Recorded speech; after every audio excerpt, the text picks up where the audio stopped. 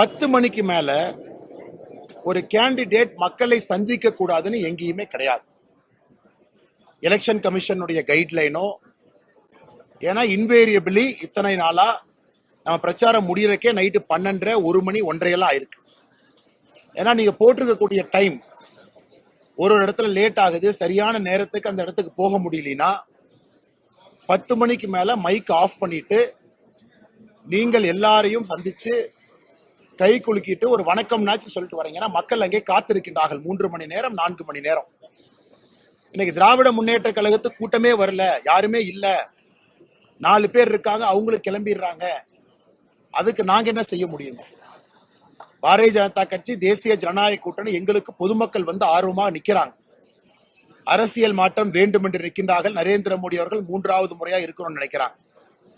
அப்ப கடைசி 3-4 பாயிண்ட் எப்பவுமே டிலே ஆகுது. இந்த எதுவும் புது பாயிண்ட் எங்கேயுமே போலிங்க.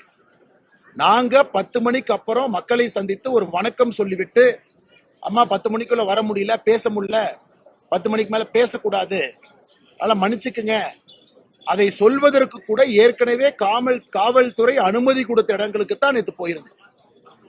அங்கே காவல்துறையும் இருந்தாங்க. அதனால பத்திரிகை நண்பர்கள், நீங்க போய் அந்த பகுதியில ஆவாரம்பாளையம் உட்பட அந்த பகுதியில போய் நீங்க கேட்டீங்கன்னா மக்களே சொல்வார்கள், நாங்கள் 4 மணி நேரமா காத்திருந்தோம். ஒரு அரசியல் கட்சி 10 மணி ஆச்சு நாங்க மக்கள்கிட்ட பேச மாட்டோம் அப்படியே போக முடியாது. 10 மணியிலிருந்து காலை 6 மணி வரை லவுட் ஸ்பீக்கர் பயன்படுத்துவதற்கு அனுமதி இல்லை. ஆனா 10 மணிக்கு மேல மக்களை சந்திப்பதை யாரும் தடுக்க போறது கிடையாது. ஏன்னா ஏற்கனவே இது 7.5.1ல முறையாக அனுமதி பெற்ற ரூட், புதுசா டிவியேட் ஆகல, டைவர்ட் ஆகல. அதனால் இதை எல்லோரும் புரிந்து கொள்ள வேண்டும். செகண்ட், இந்தியா முழுவதுமே மோடி அவர்களும் நீங்க பார்த்திருக்கிறீங்க, பிரதமராக 10 மணி ஆன பிறகு மேடைக்கு போய் சாஷ்டாங்கமாக மக்கள் முன்னாடி விழுந்து இந்த மாதிரி 10 மணிக்குள்ள வர முடியல, என்னை மன்னிச்சுக்கங்கன்னு மோடி அவர்களே மக்கள்கிட்ட மன்னிப்பு கேட்ட வரலாறையும் இந்த நாடு பார்த்திருக்கு. ஒரு அரசியல் தலைவர் எப்படி இருக்க வேண்டும்?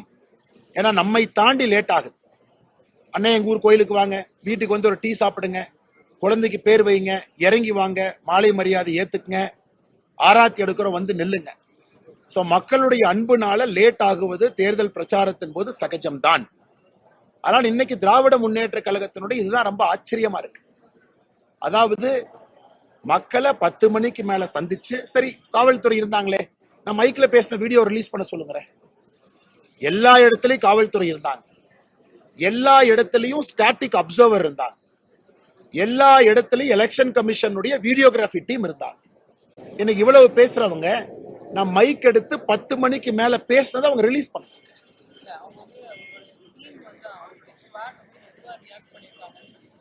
எந்த ஸ்குவாடு?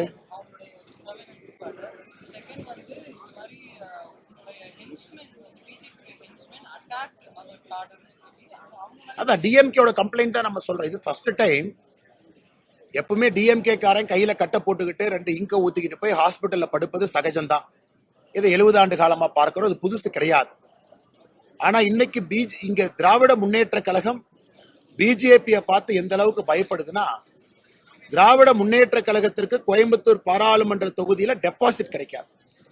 ஏன்னா மக்களுடைய கோபம், மக்களுடைய எழுச்சி பாரதிய ஜனதா கட்சியின் பக்கம், தேசிய ஜனநாயக கூட்டணியின் பக்கம் எல்லா பக்கம் தெரியுது.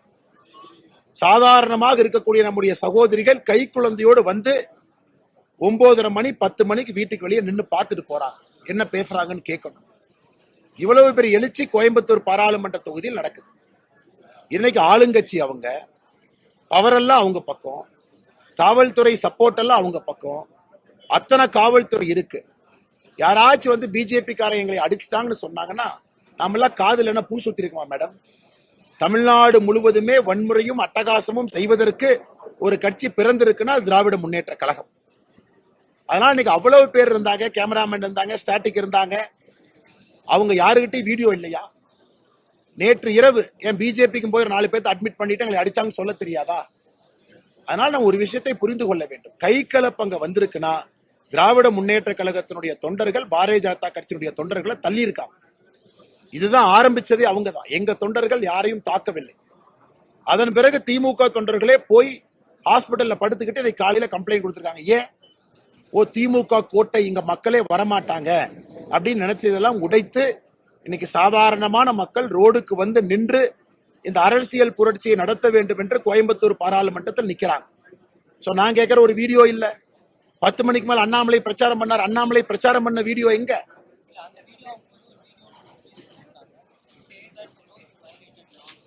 What did I say? I am giving you the Election Commission guideline to say I have every right to meet people after 10 p.m. Which Election Commission rule stops me? You please quote the order, madam.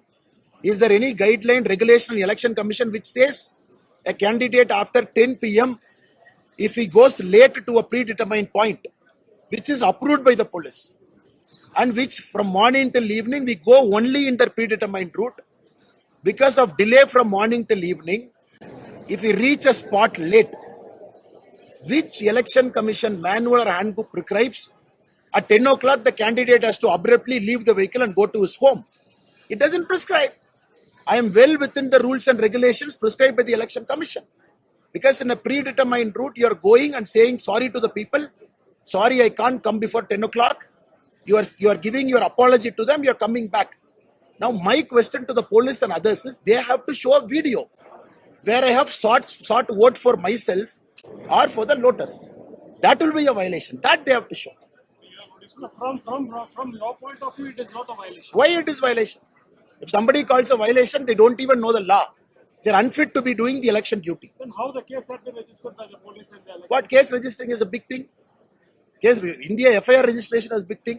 You want, we can register 1000 FIR today.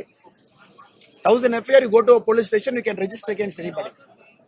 Continuously been violating law, the police are not taking action, and so they don't mind taking action on returning officers. What continuously, madam? You are a reputed journalist. You have to speak with facts. You cannot speak like a DMK spokesperson. You tell me what continuous allegation, what violation. You tell me violation number 1. What is that violation? Where did we violate? What time we violated? Please tell me, madam. When somebody is asking you this, it is your right as journalist. You question back, right? Annamalai cannot have a different justice in Coimbatore. DMK cannot have. Madam Preeta has to ask me, sir, this is allegation number 1 happened on this date. So you cannot say in the air saying, oh, continuously Annamalai is violating, so they are acting. That is not a good journalism, and neither my answer is good enough for that. They are saying that they file charge against the returning officer. 10 மணிக்கு மேல 100க்கு மேற்பட்டவர்கள் எங்க கூட்டமா போனாங்க? I can release the whole footage. நாங்கள் record பண்ணிருக்கோம். 100க்கும் மேற்பட்டவர்கள் 4 மணி நேரமா நிக்கிறாங்க. That's a static crowd. அங்க இருக்கக்கூடிய பெண்கள்லாம் வீட்டுக்கு வெளியே வந்து நின்னுட்டு இருக்காங்க 4 மணி நேரம். யாரு ப்ரொசஷனா போனாங்க? அந்த ஃபுட்டேஜ் உங்க கிட்ட இத்தனை கேமரா இருக்கீங்களா, ரெக்கார்ட் பண்ணீங்களா? எத்தனை பேர் என் கூட நேத்து வந்தீங்க? எங்கேயாச்சும் ஒரு இடத்துல எங்கூட கூட்டமா வந்தாங்களா? அந்த பாயிண்ட்ல இருக்கிற கூட்டம் தன்னெழுச்சியாக மாற்றத்திற்காக மக்கள் வந்து நிக்கிறாங்க. இது முதல்லயே அப்ரூவ் பண்ண ரூட், காவல்துறை பர்மிஷன் கொடுத்த ரூட்.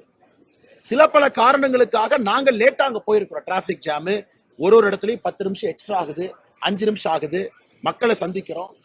கொடுக்கப்பட்ட ரூட்டுக்கு 10 மணிக்கு போன உடனே மைக் ஆஃப் பண்ணிடுறோம். ஏற்கனவே இருக்கிற மக்கள்கிட்ட மன்னிப்பு கேட்கிறோம், சாரிங்க 10 மணிக்கு வர முடியல, பகல்ல வந்து நான் பேசுறேன், தப்பா நினைச்சுக்காதீங்க. இது எந்த வயலேஷன் நீங்க சொல்லுங்க சார்? இது எந்த வயலேஷன்? பாதகம் செய்பவரை கண்டால் நாம் பயங்கொள்ளலாகாது பாப்பா, மோதி மிதித்து விடு பாப்பா, அவர் முகத்தில் உமிழ்ந்து விடு பாப்பா. அண்மை செய்திகளை உடனுக்குடன் தெரிந்து கொள்ள இணைந்திருங்கள் இயம்நாடு தொலைக்காட்சியுடன்.